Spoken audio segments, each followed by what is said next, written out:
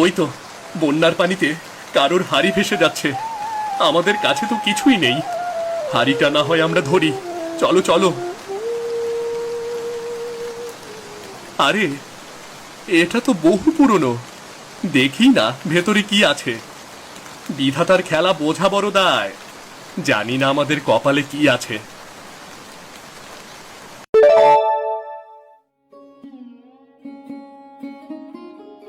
সুখী আর দুঃখী দুই বোন। ভাগ্যক্রমে দুঃখীর বিয়ে হয় গরিবের বাড়িতে, যাদের নুন আনতে বান্তা ফুরোয়, ওপরে ছেঁড়া ফাটা চাল। আর সুখীর বিয়ে হয় বড় লোকের ছেলের সাথে। সুখী হিংসুটে স্বভাবের ছিল।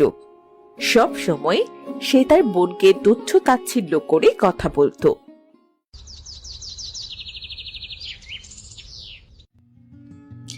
আহ, লাল টিপটা ঠিক মাঝখানেই বসেছে। চুলটা একটু বাঁধলে ভালো হয়। আমার মতো সুন্দরী আরেকজন আছে নাকি এই গ্রামে?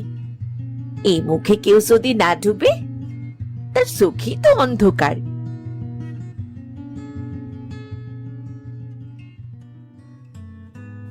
সুখী, সুখী, একটু শুনবে? সুখী।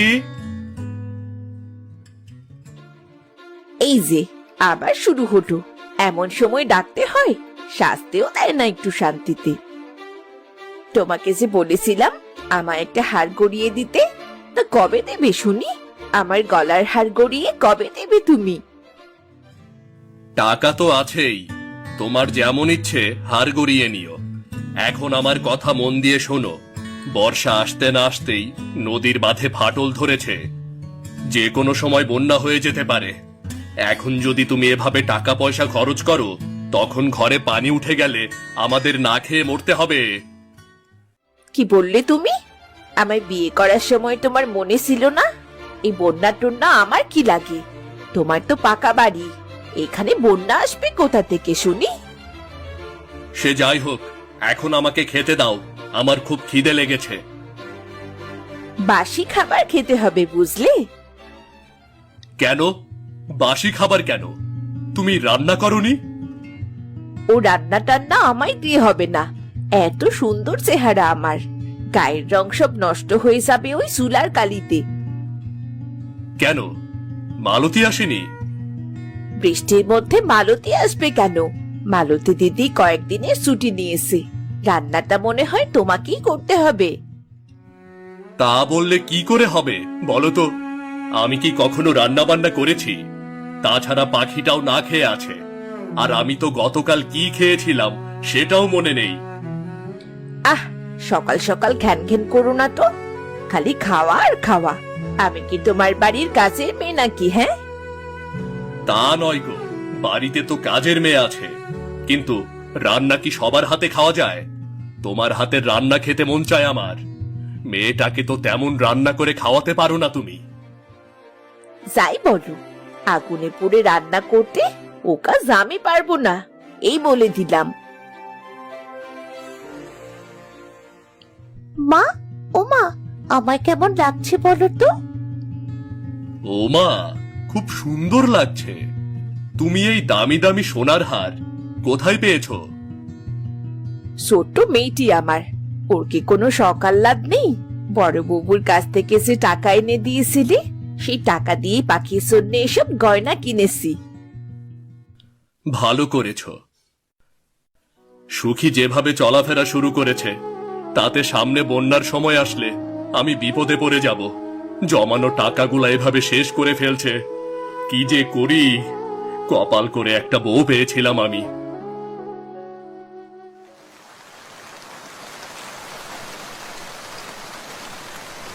বাবু কোথাও বেরিয়েছেন নাকি? বাবু?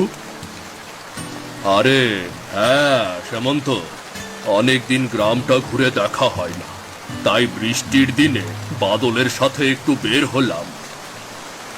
বাবু, আপনি কি শুনেছেন 2-3 দিনের মধ্যেই নাকি বন্যা শুরু হয়ে যাবে বাবু? হ্যাঁ রে, শুনেছি। আকাশের যা রং, বুঝতে আর বাকি নেই আমার। তা তোমার এত চিন্তা কিসে? তোমার তো দালান বাড়ি। চিন্তা না করে উপায় আছে মহাজন। এবার যদি নদী ছাপিয়ে ওঠে, এই গ্রামের মানুষ যাবে কোথায়? খড়কুটোর ঘর, চাংড়া টিন কিছুই টিকবে না। যারা পাকা বাড়ি করেছে তারা তো নিরাপদেই থাকবে সেমন্ত। যাদের এখনো খড়ের চালা, মাটির দেয়াল, বন্যা তো তাদের জন্যই হয়। বাবু, বেশি বৃষ্টিতে ভিজলে শরীর খারাপ করবে। বুঝলে সামন্ত, এবার একটা কড়া সিদ্ধান্ত নিতে হবে, না হলে গ্রামের মানুষকে আর রক্ষা করা যাবে না। বানের জলে সবাইকে ভাসিয়ে নিয়ে যাবে। আমাদের গুদাম ঘরটা খালি করব। যাদের কাঁচা ঘর, মাটির দেয়াল, তারা যেন বন্যার আগেই আমাদের ঘরে আশ্রয় নিতে পারে। কর্তাবাবু, আপনার অনেক দয়া। ঠিক আছে সেমন্ত, এখন তাহলে যাই, না হলে আবার ফিরতে সন্ধ্যা লেগে যাবে।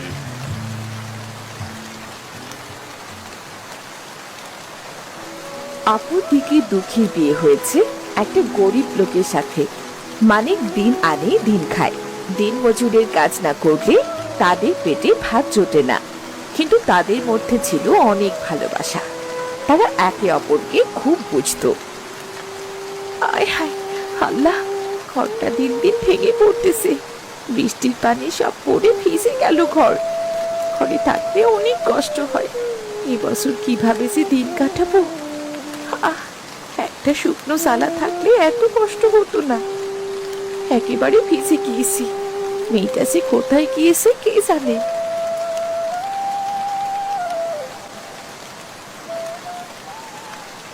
কই গো, এখনো উঠলি না? ঘুম ভাঙছে না? আজ না তোমার মহাজনের বাড়িতে যাবার কথা? ঘরে তো এক মুঠো চালও নেই। তুমি কাজ শেষ করে চাল আনবে, তারপরই ভাত চাপাবো। মেয়েটা সেই সকাল থেকে না খেয়ে আসে গো। কি গো, এইভাবে পড়ে পড়ে কেন ঘুমাচ্ছ? বাইরে প্রচন্ড বৃষ্টি হচ্ছে। মহাজনের বাড়িতে খড়ি কাটার কথা ছিল, খড়িগুলো তো সব ভিজে যাবে। মেয়েটা আমার না খেয়ে আসে, হাড়িতে ভাত নেই। তুমি কি করে এত শান্তিতে ঘুমিয়ে আসো বলো তো?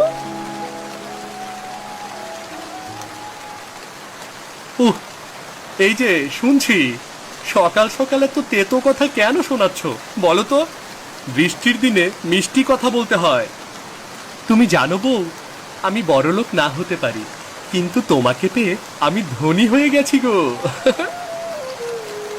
এত ঢং করতে হবে না। হাড়িতে চাল না থাকলে কথাগুলো জানি কেমন বেমানান লাগে। কপাল দেখেছো মানিক, এবছর মনে হয় ভাঙা ঘরটা একেবারে ভেঙে যাবে। হ্যাঁ রে বউ, চালের একেবারে বেহাল দশা। দেখি মহাজনের কাছে কাজ করে এবার কিছু টাকা পেলেই চালগুলো সারাবো। আর চাল ঠিক করেই কি করব, বন্যা তো এবার মনে হয় আমাদের ঘরে ঢুকেই যাবে। বিধাতা, আমায় এমন কপাল কেন দিয়েছো বলো তো? এমন করে বলতে হয় না গিন্নি, এ বিধাতার পরীক্ষা। তোমাদের জন্য আমার বড় কষ্ট হয়, কি করব বলো তো? পাই তো সামান্য কিছু টাকা। আমাদের ময়না কোথায় গিয়েছে? এই বৃষ্টির মধ্যে মেয়েটাকে তো কোথাও দেখছি না। খেলতে গিয়েছে, বৃষ্টি পড়ছে তাই হয়তো আসতে পারছে না, চলে আসবে। আজকে তুমি মহাজনের বাড়ির কাজটা শেষ করো। যদি পারো তাহলে চাল নিয়ে এসো, তবে দুপুরে ভাত চড়াতে পারবো। তুমি কোনো চিন্তা করো না, আমি তাড়াতাড়ি যাই। মহাজনের সব খড়ি আজকে কেটে শেষ করে দেব। কি হয়েছে রে ময়না? শোনো না মাসিমা, আমাদের ঘরে আজ কদিন ধরে কোনো চাল নেই। মা রান্নাও চড়াতে পারেনি। তোর মা রান্না চড়াতে পারেনি, তা আমি কি করবো শুনি? মাসিমা, বাবা মায়ের কষ্ট সহ্য করতে পারি না। দুপুরবেলা যদি চালটা আমাদের দিতে, মা ভাত রান্না করতে পারতো। যে বৃষ্টি হচ্ছে, বাবা মনে হয় কাজেও যেতে পারেননি। আবার শুনছি বন্যায় সব ভেসে যাবে। তখন তো আমরা একেবারে না খেয়ে মারাই যাবো গো। এই তো দেখেছিস, আমি এই কথাই বলছিলাম। ছোট লোক কোথাকার, সকাল সকাল আমার বাড়িতে চাল চাইতে এসেছে। আহা, মেয়েটাকে এমন করে বলছো কেন? তুমি চুপ করো তো। মা, ময়না তো একেবারে বৃষ্টিতে ভিজে গেল। ওকে চাল দাও না মা, ও চলে যাক। ওদের চাল দিয়ে দিয়ে ওরা চাল ফেরত দেবে? তুমি এসব বুঝবে না গো মা, তুমি চুপ করো। এমন কথা বলো না মাসিমা, এমন বৃষ্টি হচ্ছে, আমাদের ফুটো চাল দিয়ে পানি পড়ে খাবে, রান্না করে পানি পড়ে উনুনটাও নিভে যায়। তুমি যদি এখন চাল দিতে, মা রান্নাটা আগে করে ফেলতো। এই, তোর বাপ কোথায় রে? তোর বাপ মায়ের কোনো চিন্তা নেই? তুই এসেছিস ভিখারির মতো চাল চাইতে। এমন করে বলো না মাসিমা, আমি সত্যি বলছি, আমি ভিখিরি নই গো। আমার বাবা তো মহাজনের বাড়িতে কাজ করবে। বাবা কাজ করে চাল আনলে চালটা আমি তোমায় ফিরিয়ে দিয়ে যাবো মাসিমা। ভিখারির মতো চাইছে, আবার বলে আমি ভিখারি নই গো। যা এখান থেকে, যা তো, ফের যেন আমি তোর মুখখানা না দেখি।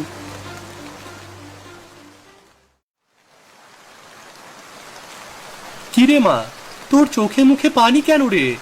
কোথায় গিয়েছিলি এই বৃষ্টির মধ্যে, বলতো? মাসিমাদের বাড়ি গিয়েছিলাম বাবা।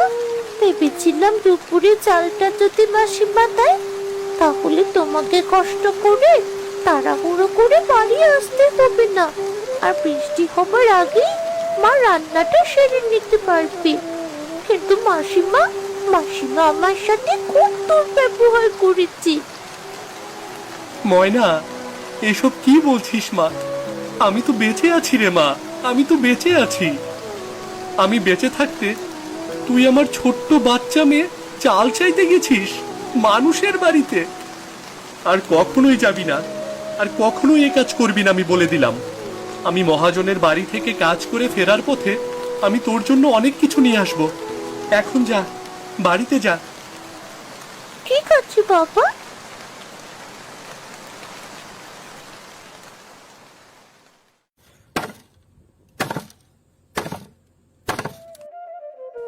হায় রে আল্লাহ, এত গরম! এই কুড়াল দিয়ে খড়ি কাটা যে কত কষ্টের! আহ, হাতের তালু জ্বলে গেল। তাও আর উপায় নেই, এই কাজ না করলে চাল কই পাবো? ঘরে যে ভাতও উঠবে না। বাবা হয়ে সন্তানের মুখে দানা না দিতে পারলে কিসের বাবা আমি? আহ, এই বৃষ্টিটার জন্যই মনে হয় আমার শরীরটা আজ একটু শান্তি পেল। এতক্ষণ যে গরম লাগছিল, একেবারে ঠান্ডা হলো এখন। চল মানিক, আর দেরি করা যাবে না, কাজ শেষ করে ঘরে ফিরতেই হবে। আজ একেবারে দুপুরের আগে সব কাজ শেষ করে ফেলবো।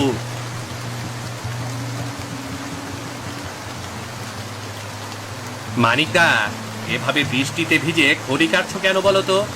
চলো চলো, বাবু তোমাকে ডাকছে, চলো।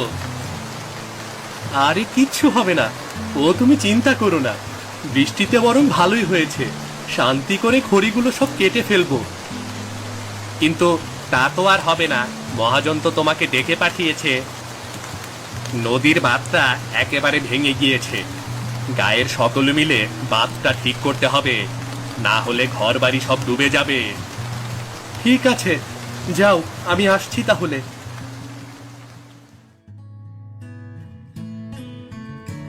বাবু, আমায় ডেকেছেন? সব খড়ি কাটা শেষ, আমার পাওনাটা মিটিয়ে দিন। মেয়েটা সকাল থেকে কাঁদছে, তারপরে আবার বাড়িতে ভাঙা চাল, বৃষ্টিতে কখন না জানি গায়ের ওপর ভেঙে পড়ে। আচ্ছা, ঠিক আছে। এই নাও, পাওনাটুকু নিয়ে যাও। তবে শোনো, গ্রামের সকলে নিজ দায়িত্বে বাঁধ সংস্কারের কাজে লেগে যাও, না হলে ভাঙা ঘর রক্ষা করতে পারবে না। ঠিক আছে বাবু, আমি এক্ষুনি যাচ্ছি।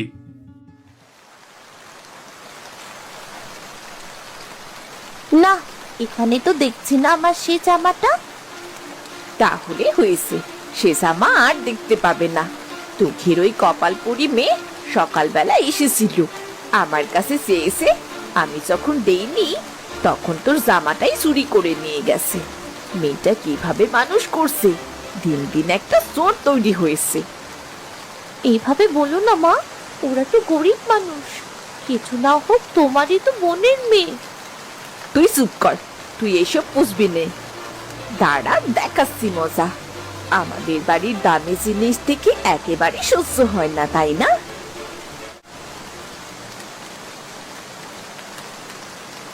শরীরে আর সহ্য হয় না। বিধাতা, আর কত কষ্ট দেবি না আমায়। মেয়েটা আমার কোনো কথা শুনে না। কতবার বলেছি না খেয়ে পেটে পাথর পেতে থাকবি, তারপরও পরের বাড়িতে ভিক্ষে চাইবি না। ভিক্ষে কোথায় চেয়েছি কুমা? আমি তো ধার চেয়েছি। তুই চুপ কর। ধার চাইতে হবে কেন বলতো? আমরা গরিব, আমাদের না খেয়ে থাকতে হয়। এই কথাটা কান খুলে শুনে নে। আজ আবার কি হলো রে সুখী? প্রতিদিনই তুই মেয়ে জন্যে কথা শুনতে শুনতে আমার কান ছালাপালা হয়ে যায়। কি হয়নি তাই বল। তোর মেয়ে আজ আমার পাখির নতুন জামা চুরি করে এনেছে। কি বলছো কি মাসি? আমি তোমার পাখির জামা একটু দেখেছিলাম। আমি পাখির জামায় হাত দেইনি গো মাসি। দেখ বোন, তোর কোথাও ভুল হচ্ছে। আমার ময়না আর যাই করুক, অন্তত চুরি করবে না। মেয়েটাকে আর চোর বানিয়ে মরা কান্না কেটে কোনো লাভ নেই। তুই আর তোর মেয়ে আমার বাড়ির সীমানায় আর কখনো আসবি না। হায় আল্লাহ, ঘরে যে পানি ঢুকে গেল। এইবার মনে হয় আর শেষ রক্ষা হবে না।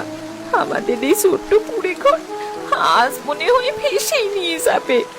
হে বিধাতা, হে তোমার কেমন বিচার! দালান কোঠায় পানি দাও না, ঘরের ঘর ভাসিয়ে নিয়ে যাও। মা, ও মা, এবার আমরা পানিতে ডুবেই মারা যাবো। হে বিধাতা, এই ছোট্ট মেয়েটার মুখের দিকে তাকাও। আমার ঘরে একটা ফেলাও নেই, সে মেয়েটাকে বাঁচাবো। চল মা, চল, ঘরের ভেতর চল। মানিক, মানিক কোথায় তুমি? আমাদের এত বিপদ, তুমি কি বুঝতে পারছো না?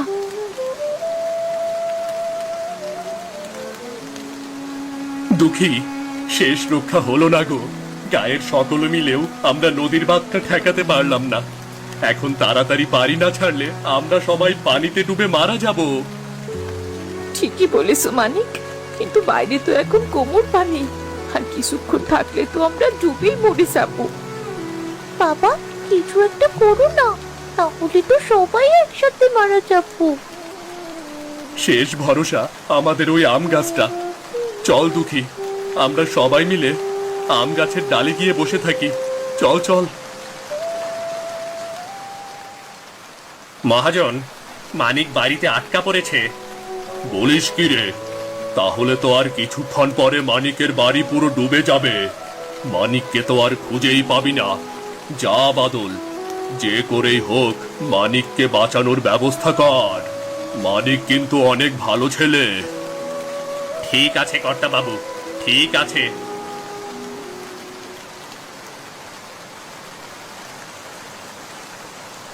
আরে ওই তো বন্যার পানিতে কারোর হাড়ি ভেসে যাচ্ছে। আমাদের কাছে তো কিছুই নেই। হাড়িটা না হয় আমরা ধরি। চলো চলো। আরে এটা তো বহু পুরনো। দেখি না ভেতরে কি আছে। বিধাতার খেলা বোঝা বড় দায়। জানি না আমাদের কপালে কি আছে। তবে এই হাড়িতে এই টাকা এভাবে রেখে দাও, হয়তো কাজে লাগতে পারে। এটাকেই বলে ভাগ্য। বুঝলে সেমন্ত, যে বৃষ্টি আর বন্যা হচ্ছে না, তাতে মনে হয় দুঃখীর ঘর একেবারে ভেসে গিয়েছে। কে জানে দুঃখী আর তার মেয়েটা বেঁচে আছে কিনা। আচ্ছা, তোমার মুখে কি কিছুই আটকায় না? তোমার নিজের মায়ের পেটের বোন, তুমি এমন করে বলতে পারলে? বলো। হতচ্ছাড়া, যে কদিন বেঁচে ছিল আমায় আর আমার মেয়েকে জ্বালিয়ে পুড়িয়ে মেরেছে। বন্যায় যদি ভেসে গিয়ে থাকে তাতে তো আমাদের ভালোই হলো। এইসব কি বলছো মা? ময়না অনেক ভালো। সত্যি সত্যি ওরা সবাই ডুবে গিয়েছে? না, মহাজন ঠিক ওদের উদ্ধার করেছে। 2-1 দিন পরে বন্যার পানি কমলে ঠিক ওদের সাথে দেখা হবে।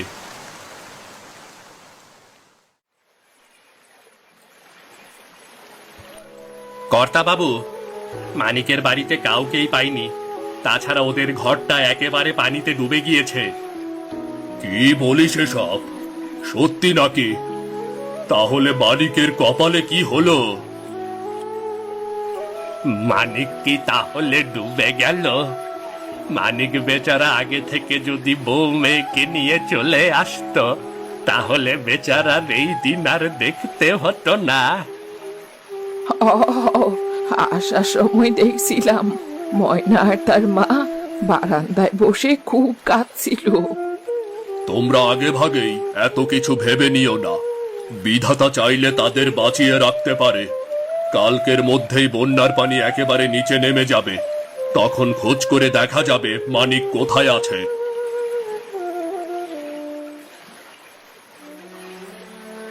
বাবা, ও বাবা, এখানে আমার অনেক কষ্ট হচ্ছে। পানি কখন নামবে বাবা? এই তো মা, পানি অনেকটাই কমে এসেছে। সন্ধ্যার মধ্যে সব পানি কমে যাবে মা। হ্যাঁ রে মা, সন্ধে নাগাদ সব পানি কমে যাবে। আমরা আবার আমাদের বাড়ি ফিরতে পারবো।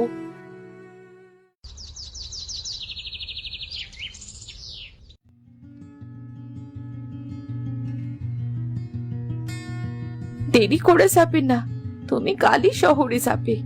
এগুলো বিক্রি করে যে টাকা হয়, সেগুলো দিয়ে এবার আমরা একটা পাকা ঘর দেব। ঠিক আছে বউ, যা হবার হয়ে গেছে। ভাগ্য আমাদের এই টাকাগুলো নিজ হাতে দিয়ে গেল মনে হয়।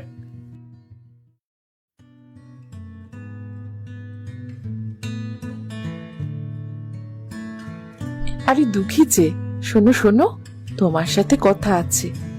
সেমন্ত বলছিল কাল মহাজনের বাড়িতে তোমার বোন সুখী জীবনে কত শখ আহ্লাদ করলো। এখন সেমন্ত তো সে পথেই বসেছে। সে সম্বল হিসেবে যা আছে সেটাই আমার কাছে বন্ধক রাখবে। তুমি বলো তো, এমন বউ যার কপালে আছে তার কি ভাত জোটে? সেমন্ত আর কি করবে বলো তো? সুখী সারা জীবন এমন করে গেল, কোনোদিন সেমন্তর কষ্ট বুঝলই না। তা বাড়িটা কি তুমি বন্ধক রাখছো নাকি? আমি অত টাকা পাবো কই? ঠিক আছে, আমি এখন যাই তাহলে। বাড়িতে অনেক গাছ পড়ে আছে, কাদা মাটি, একেবারে বেহাল দশা। আর যাই হোক, দুঃখী আমার মায়ের পেটের বোন, ওর বিপদে আমাকে পাশে দাঁড়াতেই হবে। মানিক যে টাকা নিয়ে আসবে, ওটা দিয়ে আমি সুখীর বাড়িটা মহাজনের কাছ থেকে সারিয়ে নেব। তাহলে সুখীর বাড়িটা সুখীরই থাকবে।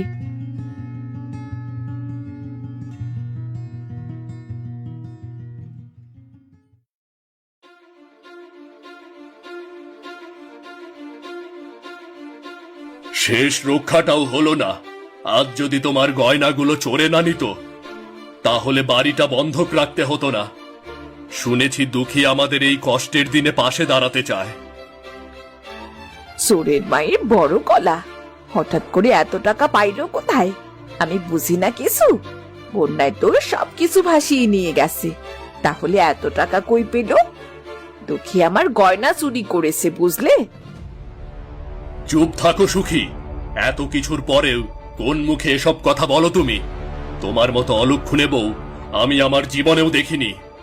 মানিককে দেখো, মানিক গরিব ছিল, দুঃখীর মতো সহজ সরল ধৈর্যশীল মেয়ে পেয়ে আজ তার কত উন্নতি হয়েছে। বন্যাটা না আসলে ওরা আরো অনেক এগিয়ে যেত। তুমি আমাকে অলক্ষণে বললে? এই ছিল আমার কপালে। হ্যাঁ, আমি আজ বলবোই। তোমার শুধু অহংকার আর ঘৃণা। তুমি দালান ঘর থেকে ভিখারিনী হলে লজ্জা করে না তোমার? আর তোমার বোন গরিব থেকে দালান ঘর পেল। সেই তোমাকে ভালোবেসে আমি বিয়ে করেছিলাম, আজ তুমি আমায় এত কথা শোনাচ্ছ? দুঃখী কেমন নিজের স্বামীর সাথে লড়ে যায়, পরিশ্রম করে। আজ সে তোমার বিপদে পাশে দাঁড়াতে চাইছে, আর তুমি তাকে যা নয় তাই বলছো।